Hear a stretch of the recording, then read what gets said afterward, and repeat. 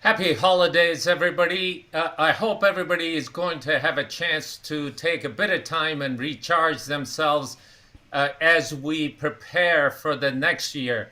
And thank you for taking the time to join us on Hospitality Talks today. Stakeholder engagement is more important now than ever, and all of us are trying to keep up with the changes that are rampant in our industry. Active involvement is the key component to better understand expectations and develop needed initiatives. Today's environment requires multiple stakeholders to balance possibly conflicting objectives through controversial decisions. So the equation continues to get more complex. Organizations need to be prepared for the changing role of various stakeholders and recognize that the relationships deeply affect the business operations. Our discussion today will help us better understand the interdependencies in multi-stakeholder and multidisciplinary landscape. Our panelists will present a view from key holder perspectives that includes owners, consumers, and of course, workforce. We will also discuss. We are live Sam again. might have gotten disconnected. We are live again. So So whereabouts did we get disconnected? Do you know? just the final part, just maybe introduction to our Okay. panel. So over to you, sir. Thank you. Abby, it's good to see you. You're wearing your red-colored turtleneck it's a sign of the Christmas or season, holiday season. Nice to see that. Everybody, a warm welcome to our episode, which I think is the last episode of the year. And if you have any questions, please write them down in the comments. If you would like to broadcast this and like to share your views and comments and questions with our panel. And if you like these topics that we are having almost weekly basis, just subscribe to our channel. We'll be we're absolutely delighted if you would do that. But if we now can continue with our started discussion, and if it's all right, Abid, let me bring the panelists to the screen. Yes, please, Sam. And Sam, today we are grateful to have a wonderful panel, starting with Richard Adam, who is founder of Trend Transfer Asia and has been involved in asset development, management, and investment in destinations, hospitality, and leisure venues all around the world.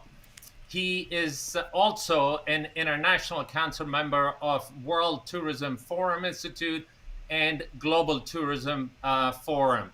We also have joining us today Marco Nijhof, who's going to be putting the owner's lens on this discussion. He's a longtime hospitality professional who is involved as hospitality and guest experience executive for representing owners' interest in these investments that include retail villages and, of course, hospitality assets. He has, over the years, been involved in creating brands and operating hotels all around the world. And last but certainly not least, Leora Lanz, who unfortunately I think we've been disconnected, is Assistant Dean of School of Hospitality Administration at Boston University. She has been an active leader and participant in the field of hospitality branding, marketing communications, and public relations for a long time. In addition to serving as a full-time faculty at BU, Leora is principal of LHL Communication, where she assists hotels and hospitality organizations with content marketing, branding, and media relations. Richard, Marco, Leora, thank you so much for joining us. Welcome to Hospitality Talks. Thank you, Abid. Thank you. So, Richard, if you don't mind leading us out on this discussion, talk a little bit about the shift in consumer behavior what are your thoughts regarding hospitality brands? How is consumer behavior changing as we sit here today? Well, first, I would like to thank you, Abid and Sam, for having me here. And I'm very honored and privileged to be part of this series of hospitality talks, which has built a high reputation and actually has become a legacy in the industry. So I'm very honored to be with you here. Thank you. When we talk about shift in consumer behavior, shift also means where do we come from and where do we go, right? So when it comes to hospitality brand, let me look a little bit backwards. Let's say 20 years ago, hospitality brands had their 3, 4, 5-star clearly positioned, and especially in emerging markets that build trust. They introduce standards, they introduce professionalism, and then they have grown. Over the time, they have sold actually their own hospitality companies have sold their own assets and come to a more asset light strategy. And then they found out that in number one, when they have sold all their 3 or 4 brands in one particular place, they have nothing else to sell when there is still growth, when there are other hotel owners, so they need to come up with something new. At the same time, the consumer landscape, which is a perspective I always try to maintain as the core perspective, but because at the end of the day, the consumer pays everything. He pays for the return on investment, he pays for the salaries, he pays for everything. The consumers have fragmented. And then hospitality companies came up to have fragmented brands. That's what they say. The real story is they have created brands so they can sell more in a particular spot. And now when you go to popular places, they all look the same. You have your Starbucks, you have your McDonald's, and you have all the hospitality brands, some of them with their fragmented new initiatives many people have never heard of. The change is that by now we have what I would call the seasoned traveler. He is not looking for the guaranteed safety of an experience anymore. He wants surprises, and he wants to see the authenticity of a place, identity. And every place looks increasingly the same, you kind of destroy the authenticity of a place. And that's why we have an issue here where I would say the hospitality brands are different to other brands. What was once called brand loyalty may still work with running shoes, cars, smartphones, seeing the immediate value of stringent product definition. In hospitality, it has become a synonym for boredom. To be a bit blunt here. What Well, makes a fair enough. hotel property successful is the location, the design concept, or an individual architecture and the experience, including positive surprises or premises. And when big heritage brands, when they were first established, they were set themselves apart by capitalizing on an area of expertise, a uniquely refined production method, or an unparalleled sense of design. Now, in the global world of multiplying hotel concepts, according to standards, this competitive advantage got lost. It's the social currency that counts today. It's no longer the promotion power.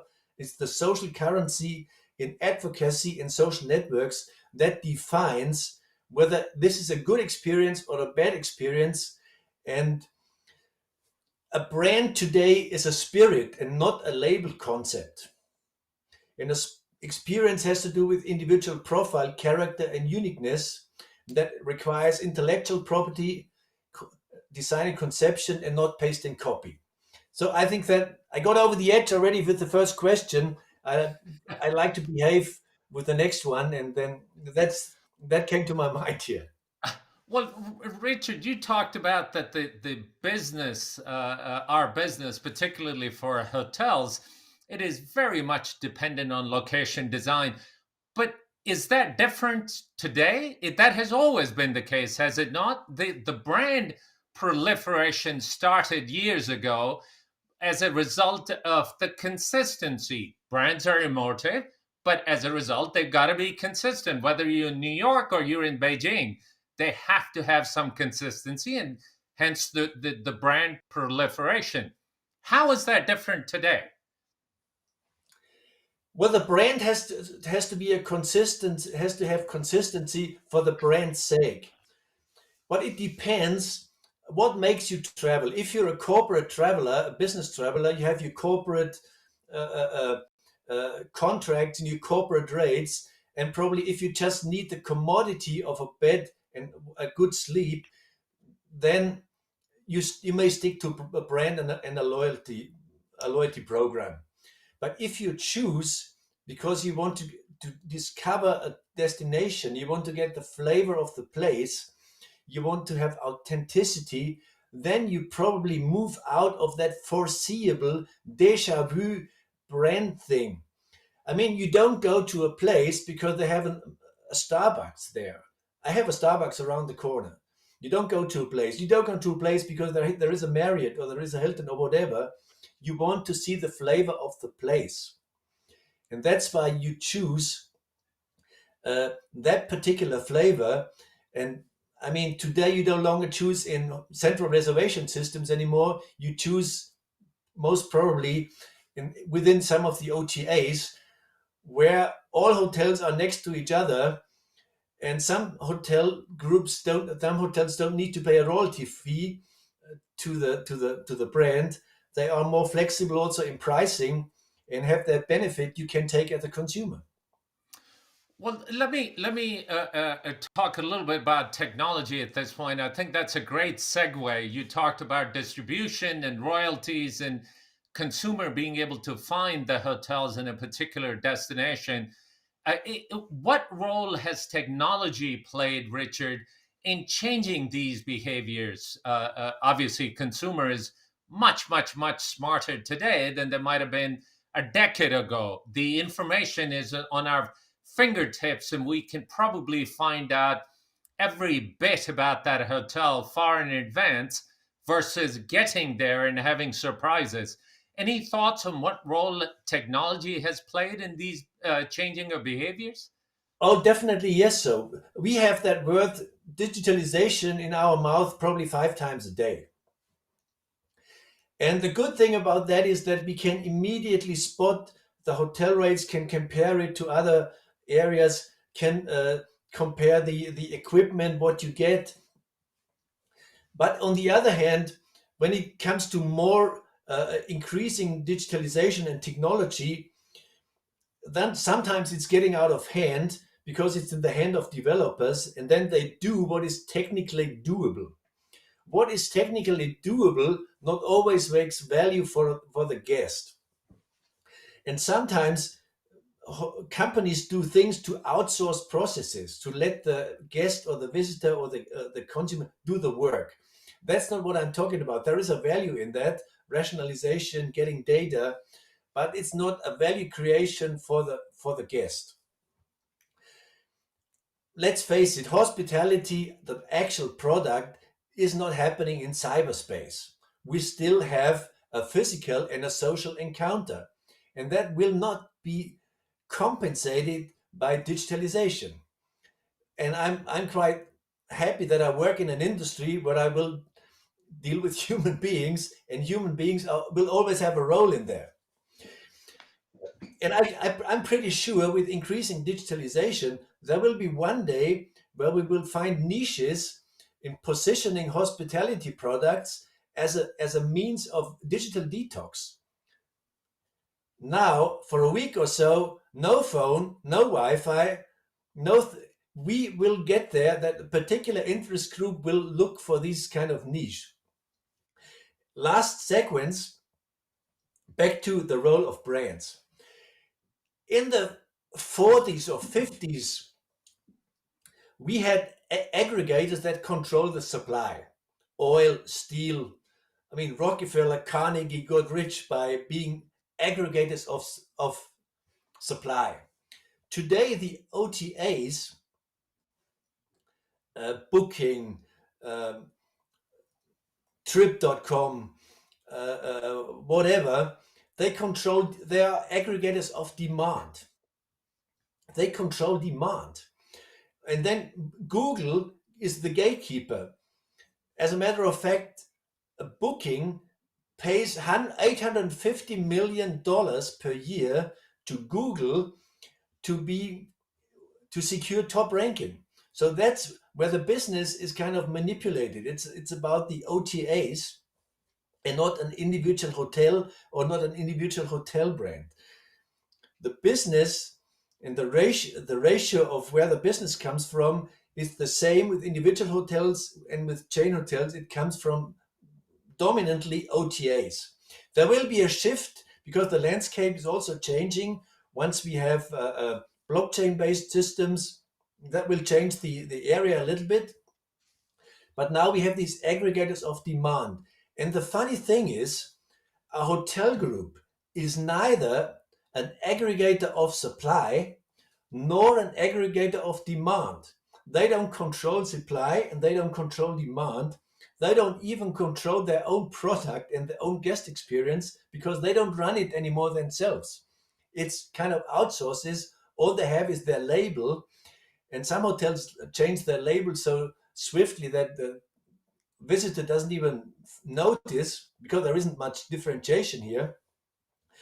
And that's the role of technology. Well, Richard, hotels at one point, for right, wrong, or indifferent, gave up their position of controlling the supply and demand. They gave up, quote unquote, the loyalty, and we're trying to get people addicted to these points, and we call them loyalty. I'm not sure if that's loyalty or not. Certainly, OTAs filled that gap by creating a marketplace, by sort of democratizing the distribution to make it simpler for people to buy. Now the hotels are trying to gain control of the supply side of it and to some extent demand, but that's a tall ask. Your thoughts? Well, I fully agree with you that it's much more rewarding to see the loyalty program or the thing, how, for example, Booking makes you stay a Booking customer because they made the conversion rate easier. They make the booking easier, as no hotel chain has done that before, and that's the success. But then again, talking about hotels and their loyalty, as you know, as an experienced professional, if a hotel attracts a person for one time, it doesn't make any money because the marketing effort you have for attracting a guest for the first time is probably more than the yield you get out of that guest. The hotel will stay successful if it's able to make this guest an advocate or as a retained guest. And all this, what matters here is now the experience he takes home with. And now we come to experience. Today we come to that almost ridiculous inflation of hotel brands. For example, Accor today has 40 different labels. No one can really argue that Accor or Marriott is the same volume, 35 or whatever they have. No one can really claim that you can interpret hospitality in 40 different ways and roll it out on a global perspective. Create a hospitality experience in 40 different ways. It's ridiculous. It's simply because they need something to sell to owners because these are their customers. Their customers are no longer hotel guests. So they lose the actual hotel guests out of sight and care for their customers, hotel owners. And guess what? What was the success factor of Airbnb?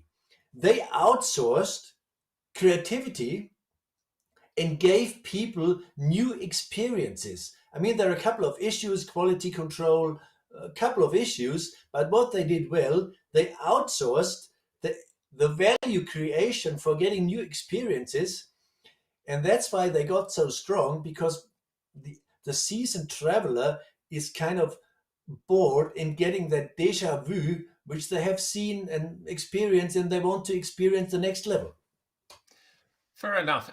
Richard, a couple of quick comments before I turn it over to Sam. You talked about booking groups spending hundreds of millions of dollars with Google to keep their ranking up.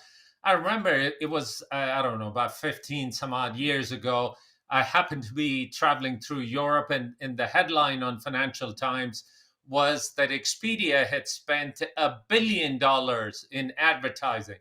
No hotel company, to my recollection, has spent that kind of money on advertising their brand, because obviously they've got other expenses where OTAs might or might not have that additional expense to contend with. And your point relative to lots of different brands, doesn't the scale play a game? Is it that scale is driving us to come up with multiple brands so that we can stay in the game? Otherwise, we might get taken out.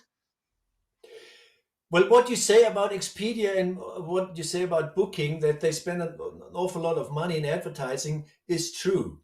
And what is also true is that Booking on Expedia and TripAdvisor, Trip.com, whatever they called, they get an awful chunk of commission for very little.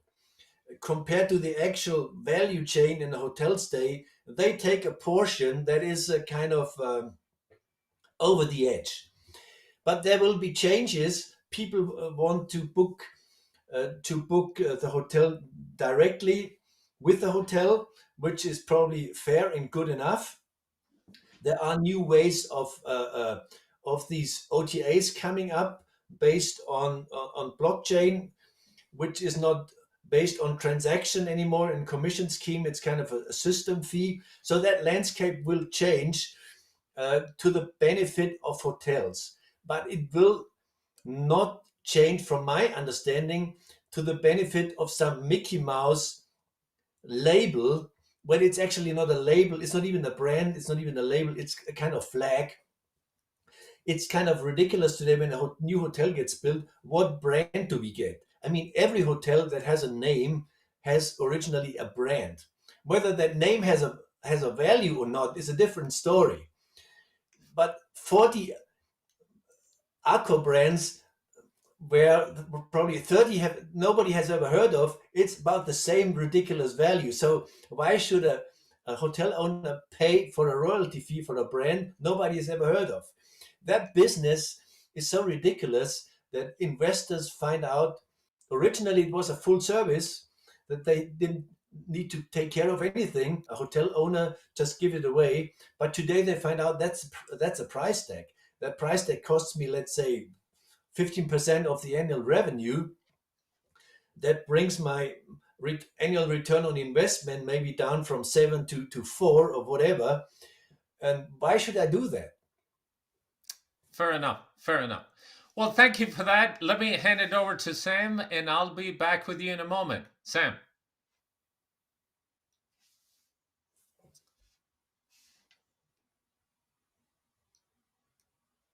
I just read about Accor, was it yesterday, that now several of their premium brands are going to all-inclusive because they realize that one of the Turkish brands have been so successful in Turkey with the all-inclusive that they want to now roll out for many other brands. Is this a sign of things happening, as you are already alluded to, Richard?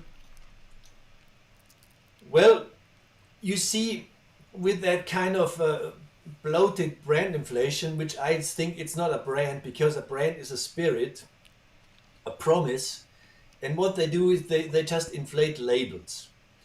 And as you say, they're not doing this for the end consumer. They're doing this they need a big pipeline of new contracts for their stock exchange rate to keep up. That has nothing to do with hospitality. Yeah. And it's not illegal to do it, but at least you have to see it from an outside perspective. Hospitality has become an industry where there is no longer someone responsible for building a place, operating a place, giving his name to a place. Now there are so many hands involved. It's a hotel owner, it's an operator, it's a management company, it's somebody who sells the label to it. Everyone has to make its share. So there are so many hands involved trying to make a share.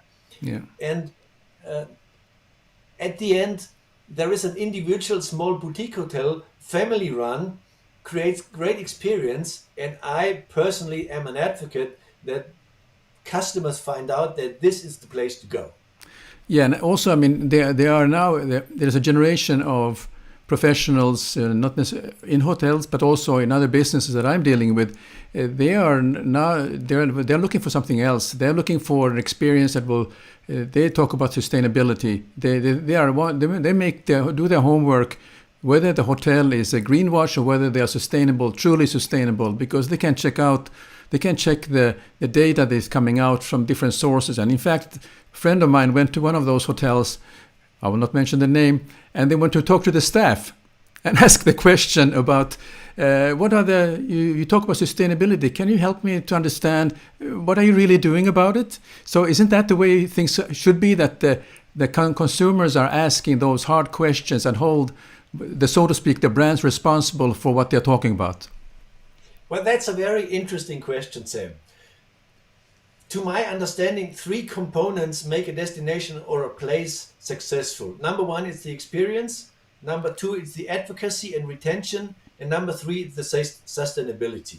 Sustainability is not only an environmental thing, it's also an economic and a social dimension. Here the problem starts.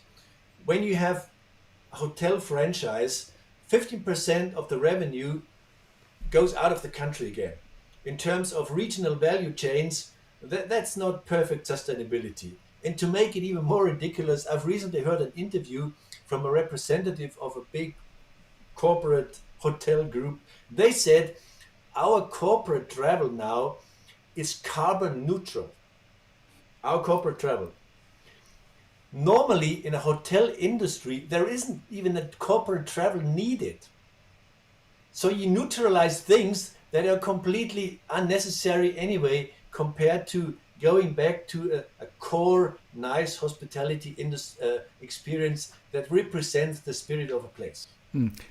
So what can hotels do better? I mean, we are looking, let's think about the hotel of tomorrow as a very conceptual idea. What can hotels do better from now on to be more responsible and truly be on the side of the consumer and actually get them back if they have starting to lose them?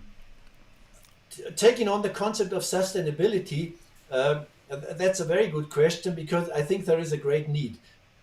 There is a lot of greenwashing and lip service around. But when it comes to sustainability, there are indeed KPIs where you can measure, monitor, and manage sustainability. But what we all do in the industry, in tourism industry, we talk about overnight stays.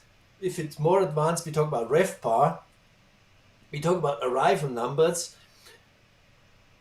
And arrival numbers don't tell you anything about sustainability. You can relate now arrival numbers to tax salary, to salary tax, to profit tax, to regional value chains, to locating local people, also helping local people grow from work level to management level. These are key KPIs, indicators that demonstrate sustainability, and this is where it starts, what a hotel can do improve, because today with digitalization, hotels are transparent. You can find these things out. You can find out sooner or later which booking rewards the lowest carbon footprint. There will be a time not very far where you can sort this out. And that's why where a lot of hospitality companies, travel companies have to work and introduce sustainability KPIs, because right now there is very little navigation in sustainability. Very good. Well, thank you, Richard. I have a million more questions about these topics, but I think I will leave them towards the end when we are all together. So maybe over to you, Abid, for any final questions. Thank you, Richard. One last question before we bring our next guest in, Richard. You have done a lot of work in destination development. You've been involved in some large projects. What roles do destinations play in the bigger environment, the landscape of travel and tourism and hospitality, and how important destination positioning is? Well, as a matter of fact, destination organization could play a big role. And tourism wasn't perfect prior to the pandemic either. We are looking for better times post-pandemic, but tourism wasn't perfect before the pandemic either. Because, for example, destination organizations, they were focusing on promotion. And today, in a world of social currency, advocacy in social networks, promotion actually is a thing. Classical promotion, glossy magazines and glossy advertisement is a thing of the past. If your visitor experience isn't good enough, that you create advocacy. The visitor experience goes along the visitor journey, and destination organization would be much better off, instead of hanging around at trade shows, to look at the entire visitor experience at every touch point, at every pain point from different perspectives, because you have a different perspective when you're a kid as when you are handicapped or when you are a business traveler. All kinds of different perspectives. Look at it, go through it, and enhance the visitor experience and be the best in one kind for a specific interest groups. This would be my understanding of the destination organization of the future, and not bothering too much about glossy advertising campaigns and visiting trade show to see the same people they've seen on the last trade show. Well, thank you for that, Richard. Please stay with us. We'll have you back in a moment. But at this point, I would like to bring up Marco Nijhof to take it and help us understand the owner's lens. Marco, thanks for taking the time. Well, great. I thought that the Dutch were controversial, but I actually must admit the Swiss have hereby become more controversial than the Dutch. So well done, Richard. Compliments. And we love a differing point of view, and a bit of controversy is always healthy.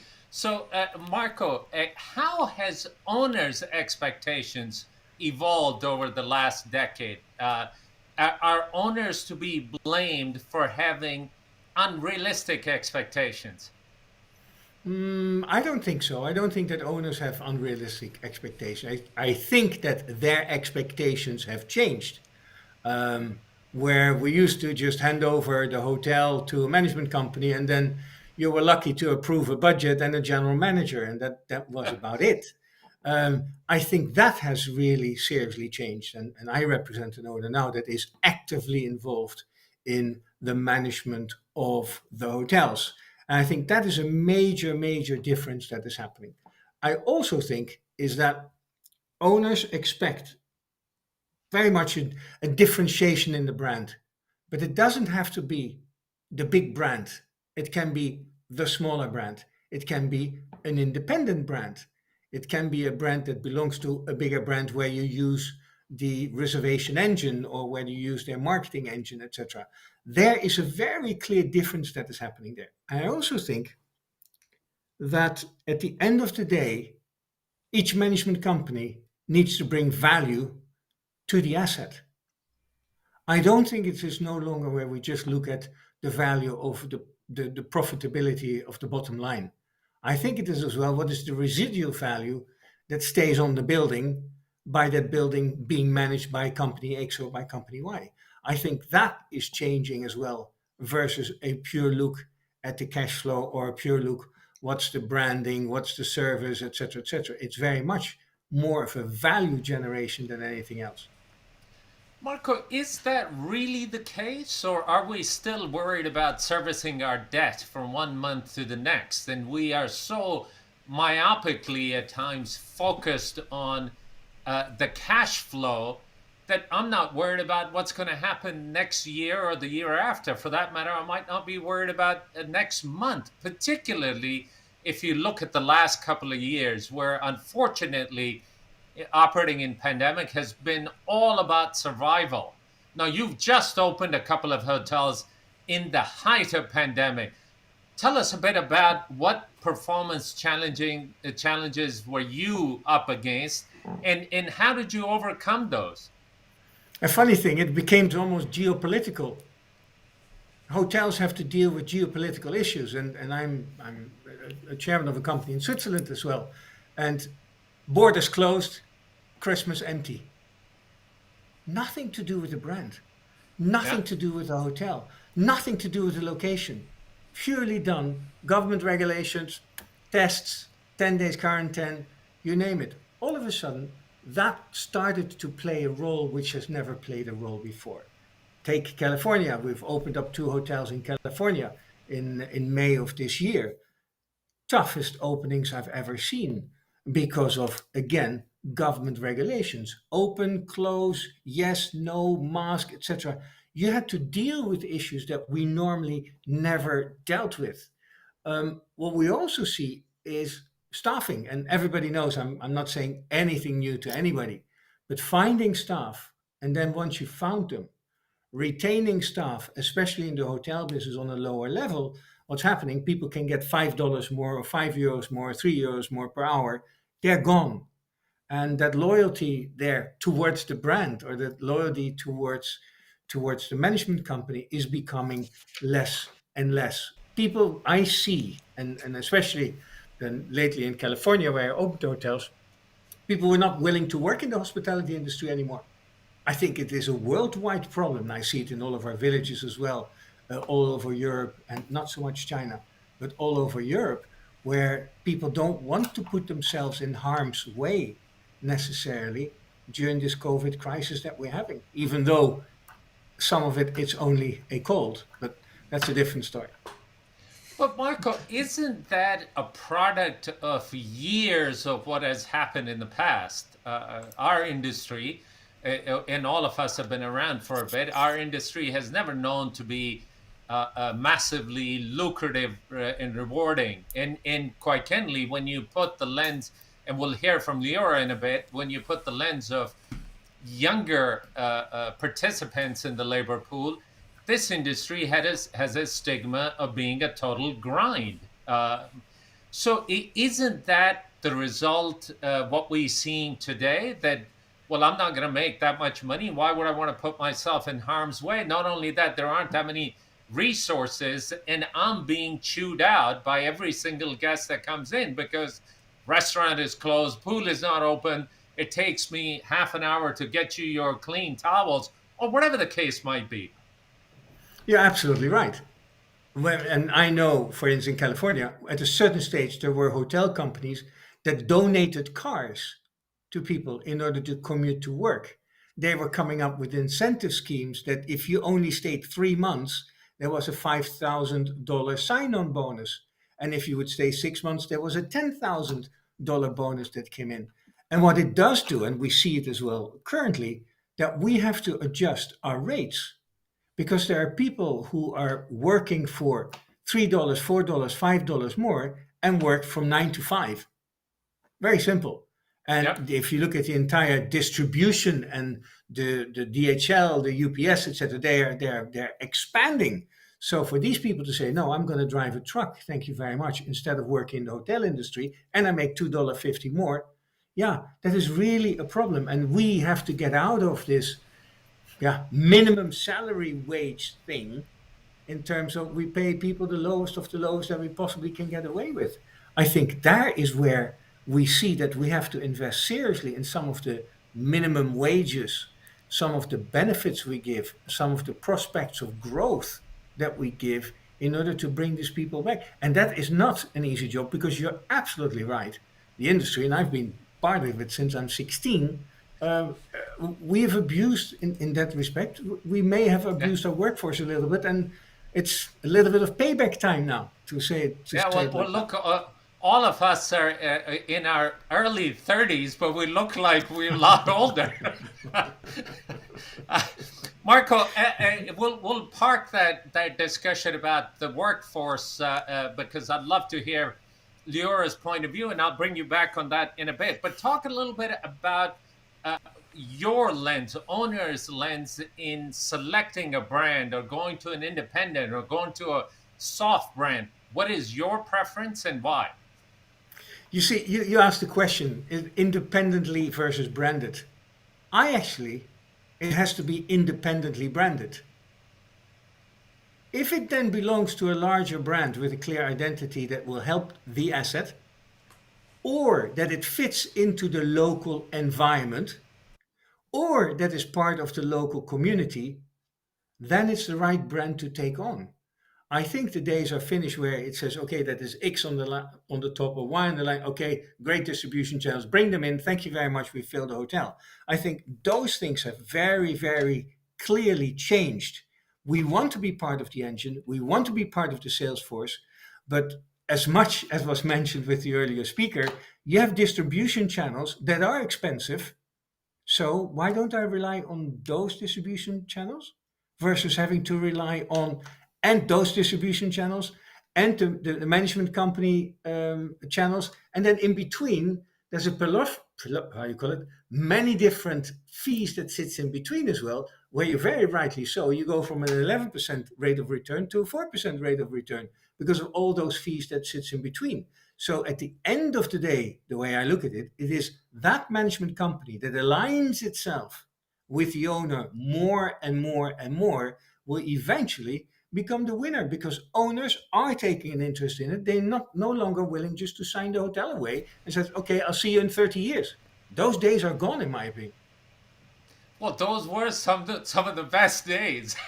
I know those were the easy days. I was there. Those were the easy days. But that's gone. And unfortunately, I sit on the other side now. So it makes it a bit easier. Fair enough. Marco, let me head it over to Sam, and I'll be back with you in a moment. Sam. Thank you. Very interesting discussion, Marco. And I have a point I'd like to raise and ask you about the management agreements. What have you seen in the changes in management agreements, which are now the points which from the owner's side are looking to make sure they're being reinforced, or are there some points that are they all the same still? To be very honest, I think they're relatively the same. Really. They say they change, they say they become more user-friendly, but my God, the hoops that I have to go through to get a brand out is just ridiculous. Come on, guys. 2 times you have to, 3 times you can pay back whatever we've missed. 3 times you have to be in a consecutive years. 4, it's a joke. So management company says that they've changed the management contract. Yeah, they changed the verbiage. But in order to have real alignment with the owner, you got to go to the bottom line. And it's not hurdle rate and payment of bank or whatever it is. It's got to sit up. It's got to sit further up into the P&L statement of the hotel in order to basically, not hurt when it hurts, but take the COVID environment. In retail, we joined our retail partners. We realized they had no income. And we said, we will have no income either, versus sticking to the percentage of the turnover and sticking to the service charge, etc., etc. We didn't do that. There was a total alignment. Guess when COVID eventually our villages opened up, they came back like drove. We haven't lost anybody out of our contract. Yeah. So that is true alignment. Yeah. Then, because now the discussion also is sustainability, and there are now a wave that hotel brands should be more responsible about their operation. They also are talking about the owners should stick to the guns about sustainability and truly. How can that be fitted in, or is there any sign that these are things that will be fitted into that official relationship in the management agreement, that some certain sustainability clauses has to be placed in that are actually asking the owners to install certain things and etc.? Correct. I think it needs to be in the technical services agreement versus the hotel management agreement, because I think a lot of the technical stuff that has been invented lately, that all the technologies moved so fast, that's where the owner can make a commitment. That's where alignment between owner, management company, and actually alignment in terms of saving my children. I got 5, so I want to make sure that they have a healthy life. So that happens, and that does not necessarily sit, in my opinion, in the HMA. That sits more in the technical services agreement in terms of what equipment, what are you specifying, what is being bought to have the least effect on the environment. That's where the real, it's not the don't clean the towel for a day. It's not that. It sits in the technical, and it sits in the cost, because it will mean a piece of equipment, 1 million, is 1 million too. Okay, that's where the commitments are made, and that's where you make sustainable differences. Oh, that's terrific. Well, thank you. Abid, any final questions for Marco before we move on? Marco, you are dealing with retail in a huge way now, in addition to the hotel assets. Are there similarities in two verticals? What can we learn from retail? Because we all know hospitality and hotels, we're somewhat stuck in sort of the old ways of operating, and not much have changed. I actually think there's a couple of things, and I actually did an article about it the other day, if I ever thought to go back into hotel business. But at the end of the day, I'm working in retail for the past 7 years, and I have hotels as well as assets where I look after. The first one is hotels got to remain relevant. Retail is relevant every 6 weeks. Every 6 weeks, retail has to reinvent itself. Now, I'm not saying change your room every 6 weeks, makes no sense. It's absolute rubbish. But that it may be a faster change that needs to occur. Yeah, be fast in the initiatives you do. Hotel business normally is very, very slow in adjusting. I think you need to be faster. Hotel business has incredible know-how about the guest. What are you doing about it? What are you doing to tailor make that guest's visit, the drive from in the car? What are you doing with the magazines he likes? What are you doing with his drinks in the minibar, etc.? Hotel business is such a fantastic chance to tailor make the guest stay. It's also what I found in a hotel. Work with people that are able to spot the trends, to see what's out there that is new, that is happening. How you can bring that into the business faster. How can you adjust your operations, your F&B, your product, the way people approach the staff? How do you make that faster? And the last thing that I'm going to say, be on the shop floor.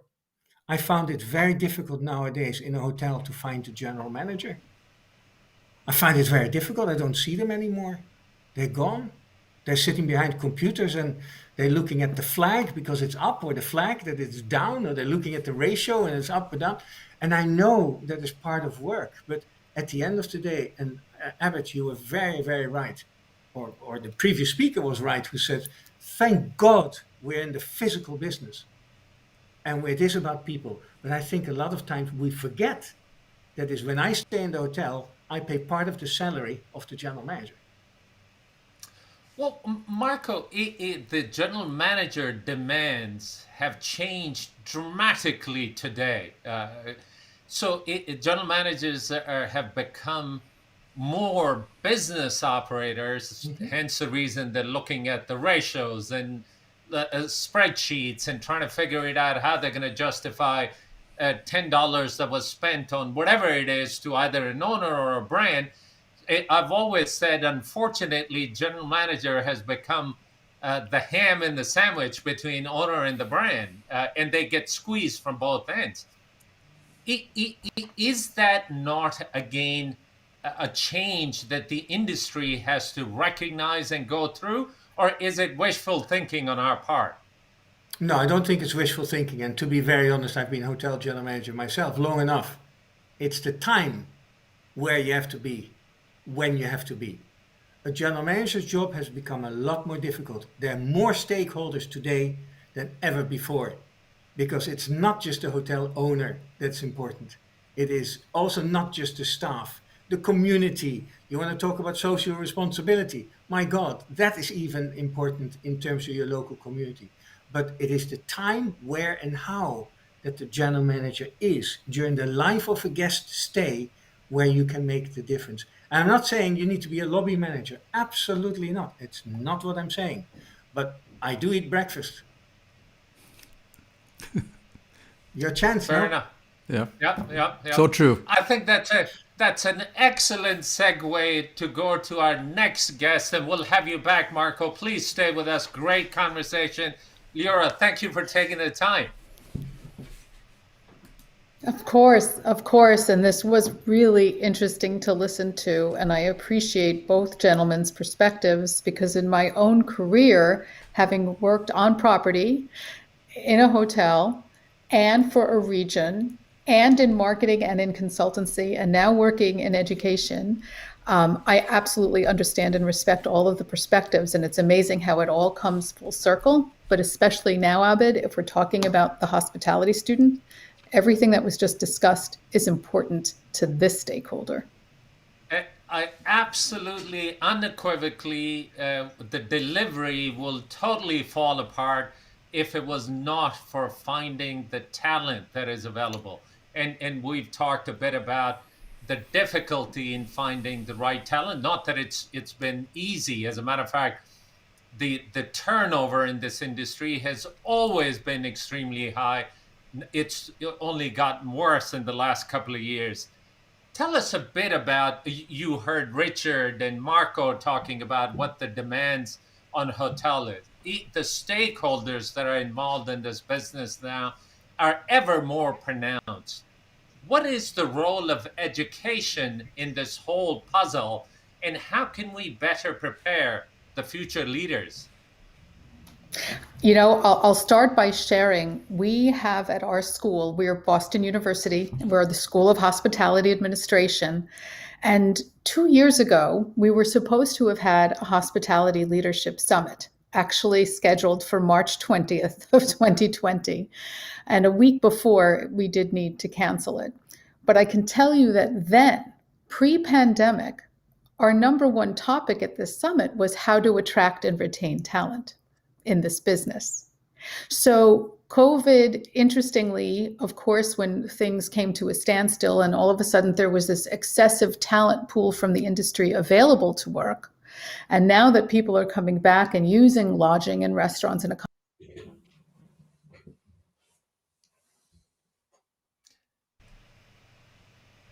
Sam, I think we might have lost Leora for a second.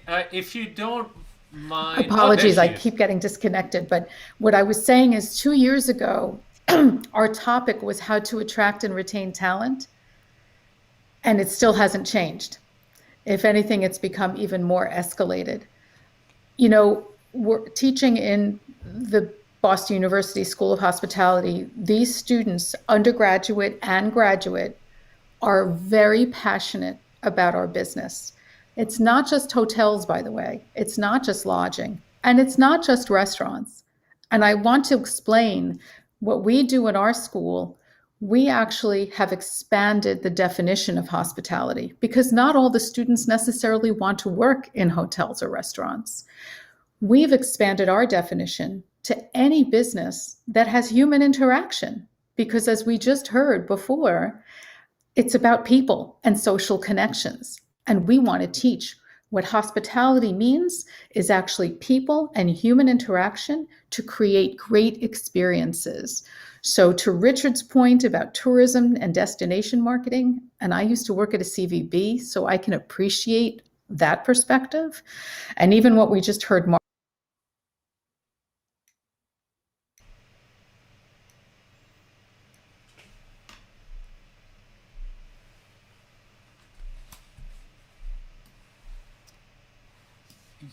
You know, Sam, let's bring everybody back in, and we will wait for Leora, and we'll continue the conversation. Yes. So we can bring everybody back in. Richard, while we wait for Leora to connect, a question for you. We talked a little bit about, quote unquote, the experience economy. What in the world is it? How important is it? And do we in the business recognize the value of it?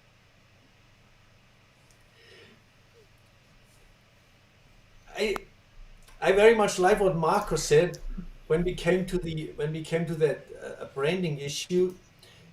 What's the value of a brand has to be defined. What kind of value it creates? Is it either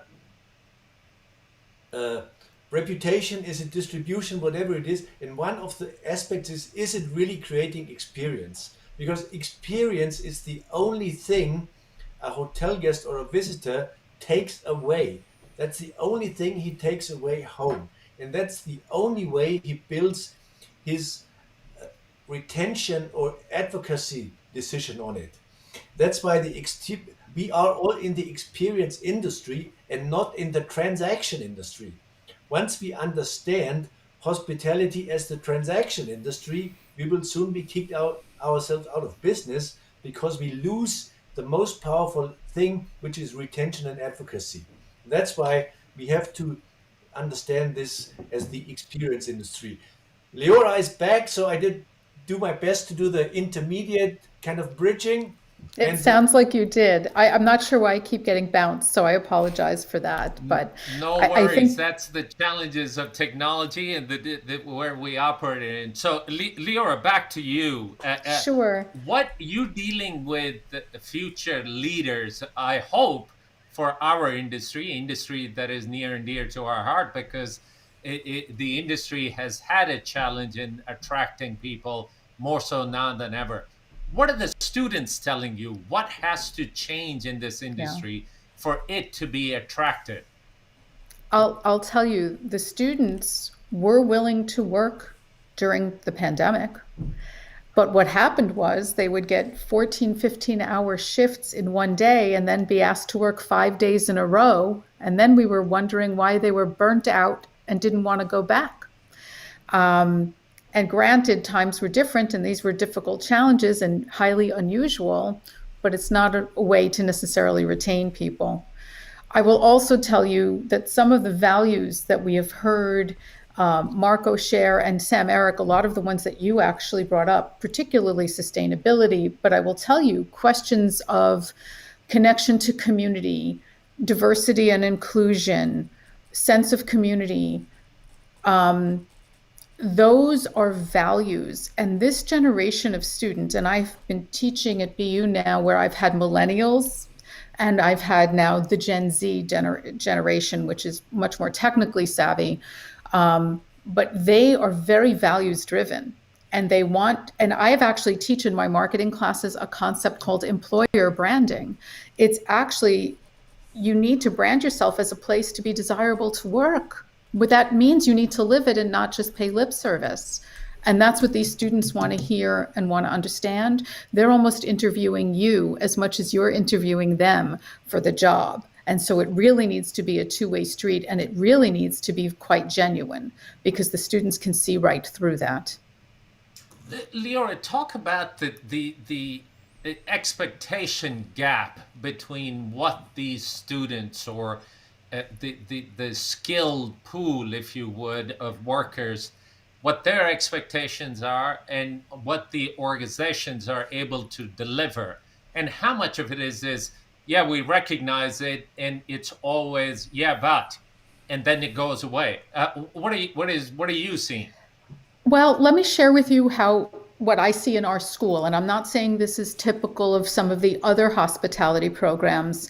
We do require our students to have, at the undergraduate level, 2 400-hour work experiences in some aspect of the business. And that's typically over an entire summer or part-time over a school year. And we also ask them to have 2 very different experiences. Don't just stay in the same hotel and restaurant and do a different position. Get something quite different so that you can learn best practices. And so those traditional line level jobs or guest facing jobs, whether it is the front desk or it is working as a server, which is important for all of us to have, because when these students rise to management positions, they can appreciate all the positions that operate under them. So that's critically important. But I can tell you, when our school started 40 years ago, and this is our 40th anniversary year, it really started as a hotel and restaurant management program. And then about 7 or 8 years ago, when our dean came in, we really turned it into the business of hospitality. We really turned it where the students have to understand finance, accounting, P&L, revenue management, digital marketing, and some of the other skills. We even teach real estate and finance and feasibility. It's not just the traditional sort of operational positions. There's much more skill sets that these students come out of. We also have very consistent through lines where we make sure we bring in elements of sustainability, technology, diversity into our programming and into our curriculum. But I'll tell you, I think we are really at a watershed moment now. And we are even meeting as a faculty for a workshop to look at our curriculum, because now our goal is not just the business of hospitality, it's innovating the future of hospitality, because this pandemic literally has shown us we need to think very, very differently. We're even creating concentrations, undergraduate and graduate, in people strategies, what used to be called human resources. It's workforce strategies. We even introduced a new class starting next semester in workplace experiences, because this is all about human interaction, no matter what business we're going into. So we're expanding the definition. Yeah, we're live again. Let's hope our guests are coming back also. It's actually Well, great Sam, topics. it's been a wonderful, wonderful conversation thus far. 3 very different lenses that are being placed on this discussion, and our guests are back. Leora, if you don't mind, I'm going to be a bit controversial about education generally, but more specifically about this industry. The higher education, as it's been talked about, is the next vertical that is ripened for disruption.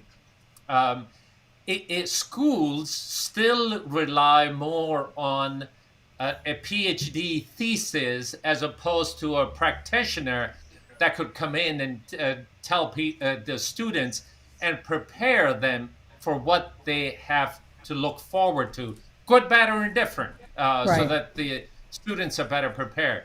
Students' expectations are, the moment I graduate, I would be appointed a general manager of a hotel.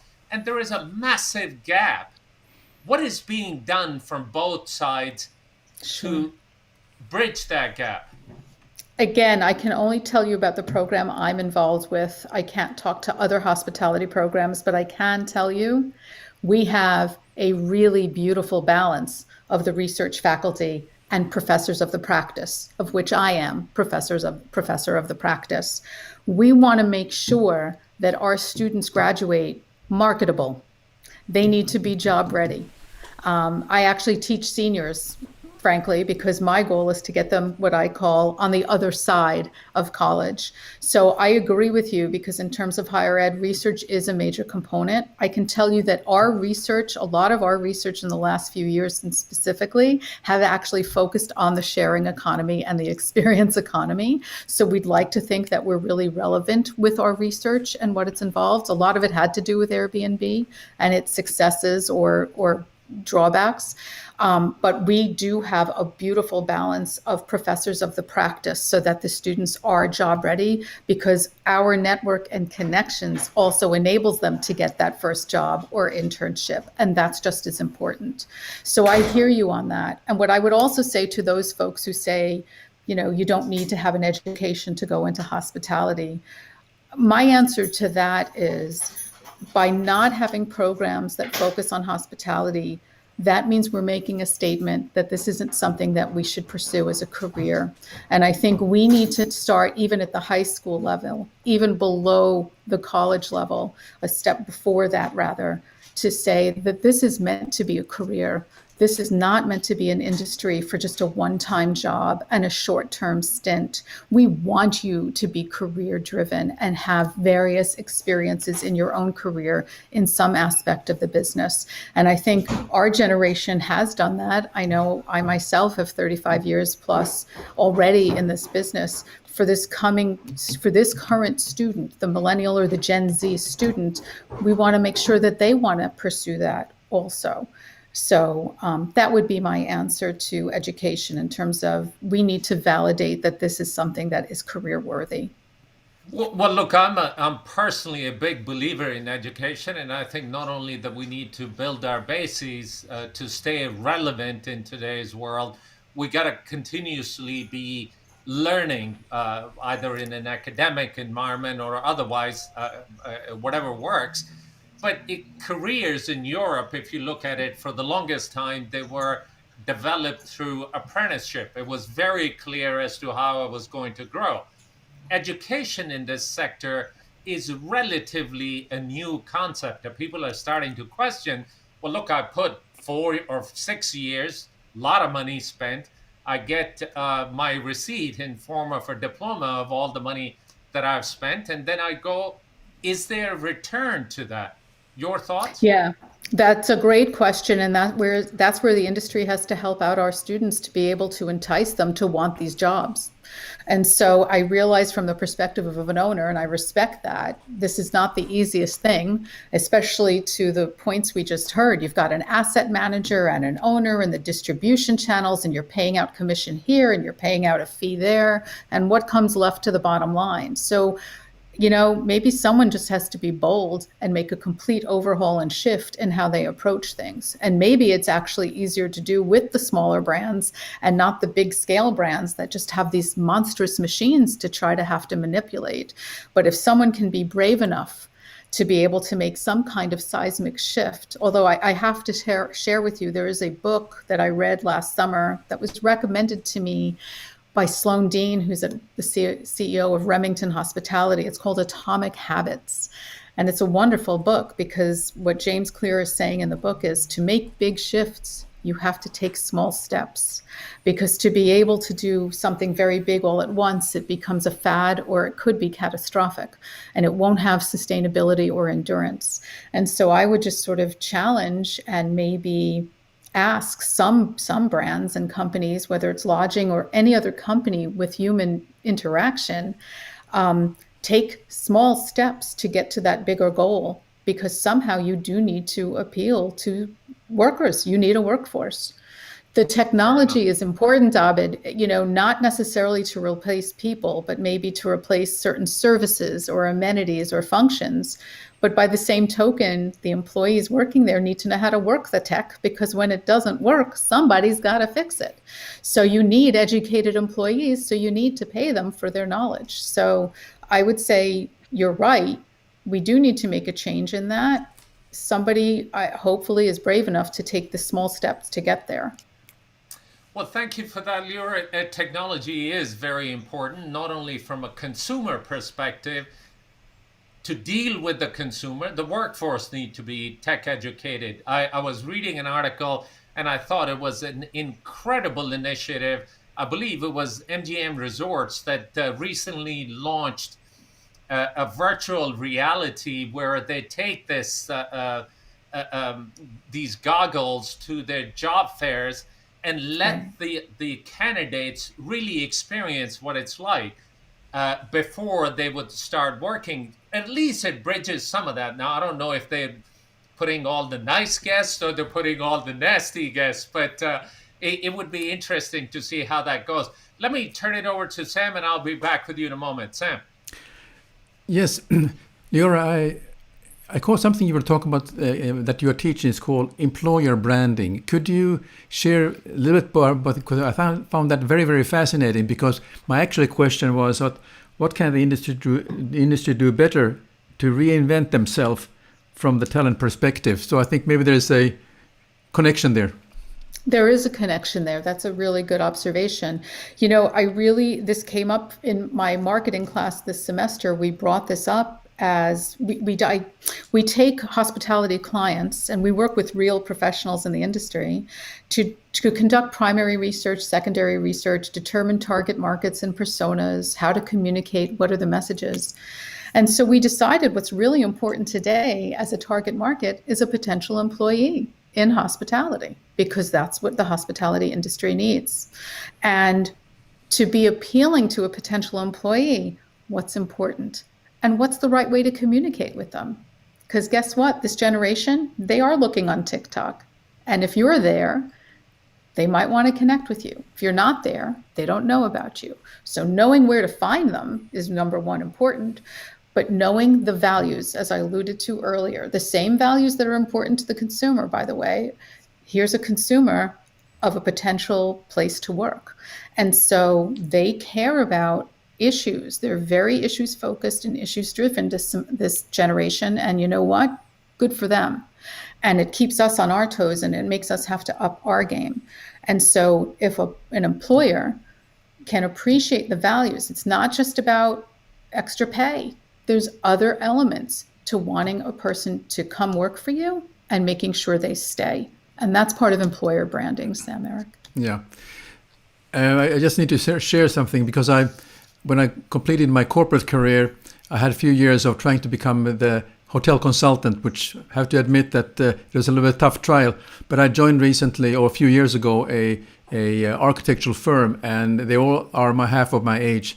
And I'm learning every single day about what are the values, which I appreciate now, and I didn't quite understand them, but I can really see how important it is for future employers to really take it on themselves, that vegan food, what is that? I mean, we had a small party last night, and basically all our food was vegan when we were sharing the holiday season pre-Christmas party. It was nothing else. That was sort of the mood. And also we talk about sustainability, and also involving ourselves in various think tanks that talks about what is the hotel going to be like tomorrow. So I find it very, very exciting. But I also think that somehow the industry and hotel companies and hotels need to really wake up on this, because they may lose these valuable talent if they don't really pay attention to and have actually a voice and sharing a voice about these topics that the generation is concerned about.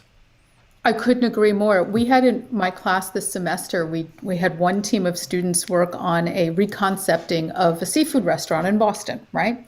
And sure enough, this restaurant, part of a 5-star hotel, was known for tea service. And the students said, you need to have vegan options at your tea service. Who would ever put those two together? But the truth is, another member of our student in our class actually was a server there. You got to ask the servers, what are the customers looking for? And guess what they were looking for?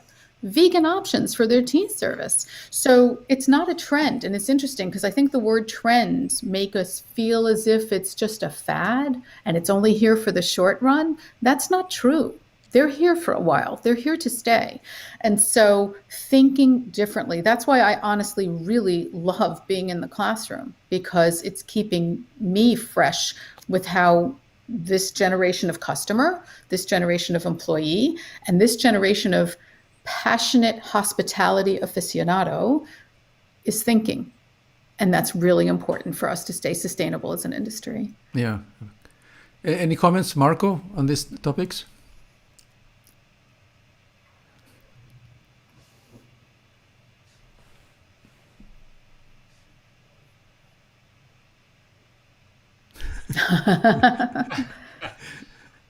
Well, Marco, I guess he's going to connect and disconnect. Unfortunately, today we seem to be having a bit more challenges with technology. Not sure why.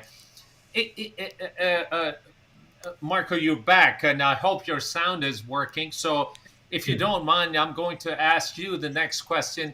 What can organizations do to be more stakeholder focused? Yes, we've all talked about it over the years, but are we really focusing on these issues? As a hotel management company? It could be owner, it could be a hotel operator, it could be a brand, it could be a business. Just generally speaking, what can organizations do to be more focused on the stakeholders that they're dealing with?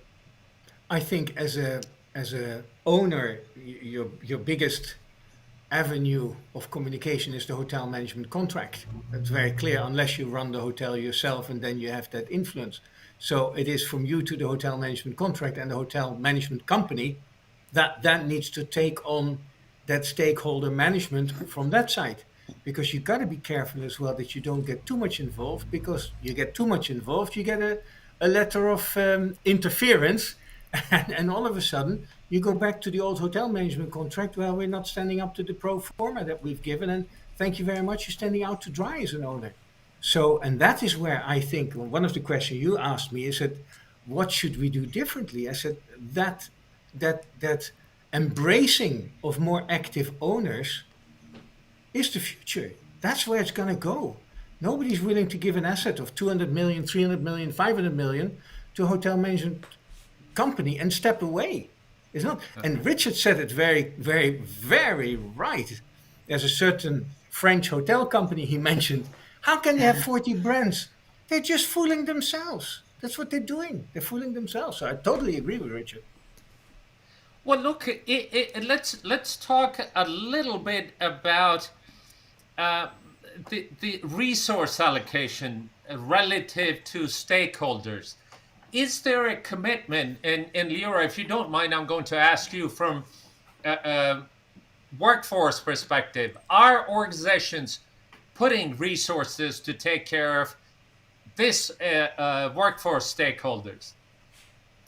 I think some companies are. Certainly, whether there's benefits that are part of the employment package, whether it includes an educational or tuition remission, or whether it includes just, stays. I'll tell you something. I'm not sure why. I just talked to a former student of mine who's at Delta Airlines now. And from day one, she's entitled to free flights. How come when you work at a hotel company, you have to work 10 years before you can get a free hotel as a perk? I don't get that. So there are certain things that just make no sense.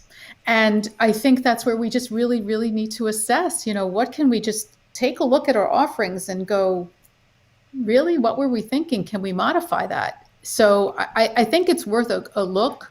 And I think it's worth a look from this generation of employee to think differently, to give us those ideas. So that would be one example of something which just doesn't make any sense to me. Well, a great point, Leora, and I believe Richard had brought up earlier about how fragmented our industry is. Unlike airlines, there are about 10 people involved in hotel operation and ownership. So hence the reason why some of these benefits are not being extended. Richard, a question to you. Are organizations allocating resources to look after consumers, or is it a lip service?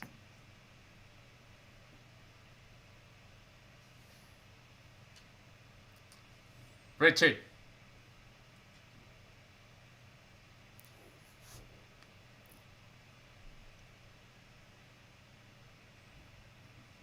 No. He has to sign off and sign on again like I did. So, Marco, let me come to you. Owners, are the stakeholder ownership groups, are they being looked after? Are organization allocating resources to look after owners? Well, the big hotel groups have these owners meetings that you go to, and you have all the owners meeting together, etc. And it's a big puha, and then the owner with the nicest hotel get recognized, or the most difficult owner is getting an award and gets pacified, etc. To be very honest, I mean it's lip service. And hey, I worked for three very large hotel companies, and no, I think there needs to be some more seriousness being brought into those relationships. Very much so. Sorry, Richard, I think that was a question aimed for you. So, you hear me now? yes, loud and clear. Okay. From my observation, and that's a general observation, no matter what industry, the biggest discrepancy between lip service and actual stakeholder involvement is the missing of ownership. You can see employees, or let's start with employer branding. You have all these nice big brochures and this conceptual thinking, glossy stuff, and the employees, if you ask them, sometimes they don't feel it's getting to them. It's the same when you have strategy documents or some strategic work that takes place in a workroom, in a boardroom, But the world isn't short of strategy documents. The world isn't short of PowerPoint charts. The world isn't short of concept papers.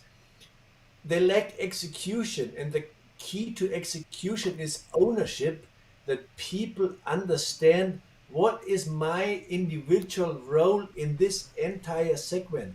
What are the KPIs I'm measured against? And this is the key that many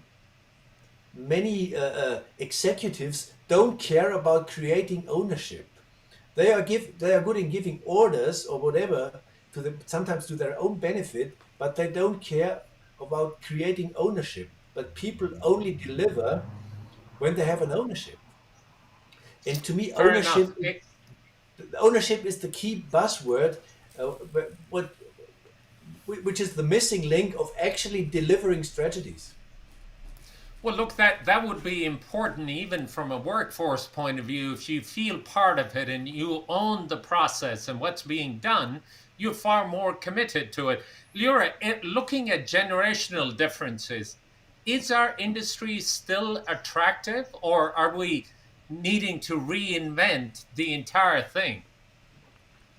I think for the students who have an absolute passion for tourism and hospitality and servicing of guests, there will always still be that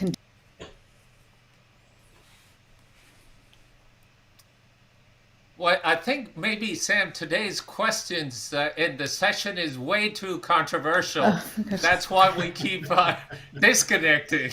Sorry, Leora. Yeah, maybe somebody upstairs is listening. I'm not sure, in the tech room. But do we need to change, Abid? Is that what you're saying? Do we need to sort of modify being an appealing career path? Yep.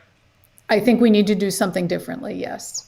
I'm not saying we have to change everything. I think there are people there are always individuals who will want to be in this business. There's no question. But how do we attract others to be a part of this business?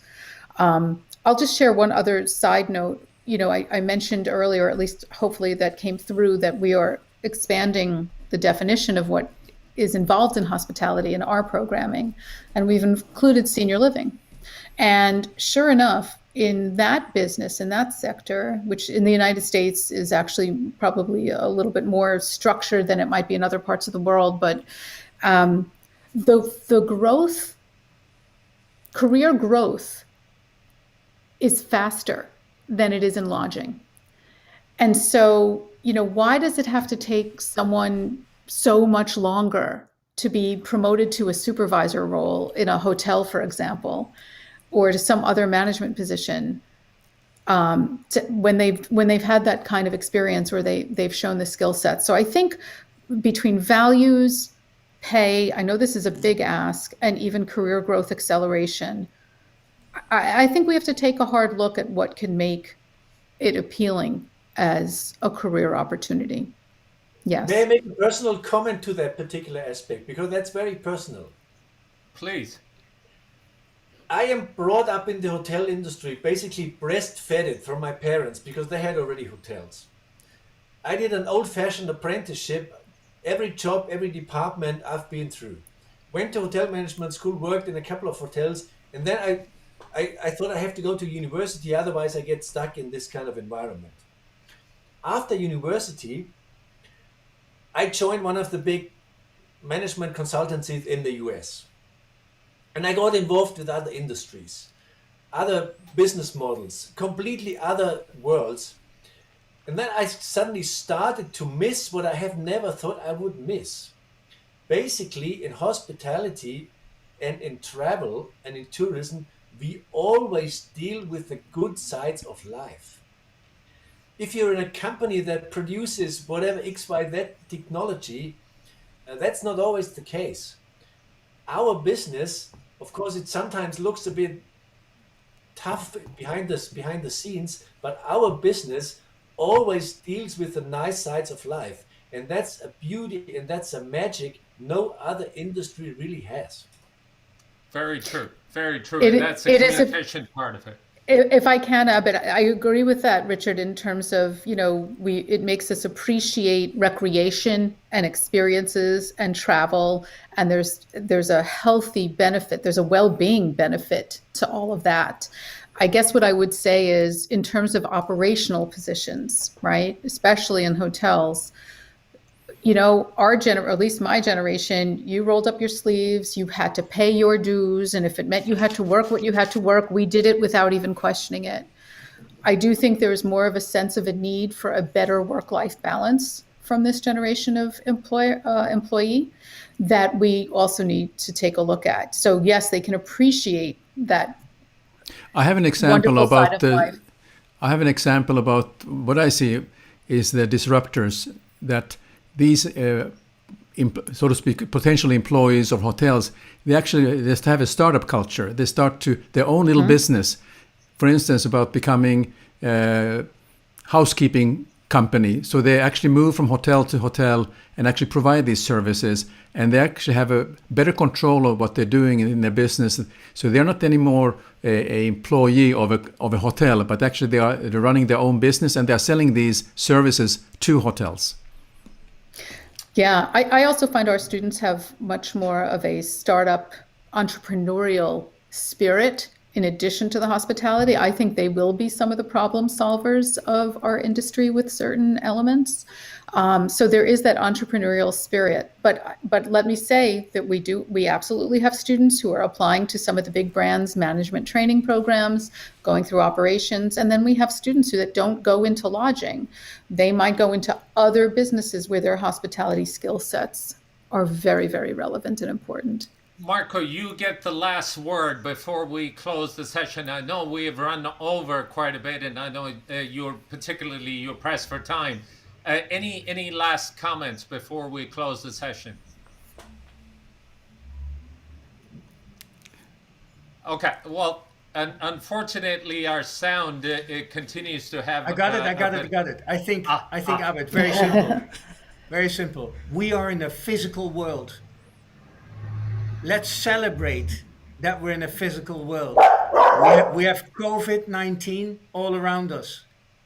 People die for the physical aspect of our business. Let's not lose that. Don't invest in IT. Invest in people and experiences that make a difference. That's why people keep on coming back. And I am very, very happy to be in the physical part of the business. I love it. Fabulous. I think on that note, Richard Adams with Trent Transfer Asia, Marco Nijhof with Value Retail Management, and Leora Lanz with School of Hospitality Administration in Boston University. It has been an incredible conversation. Thank you for taking part in it. We'll have to bring you folks back in because there is never enough time. Thank you for joining us. And we wish you a wonderful, wonderful holiday season and the best for New Year. Sam. Yes, I also like to thank all the live viewers who have joined us and also the replay viewers who have joined us for this session.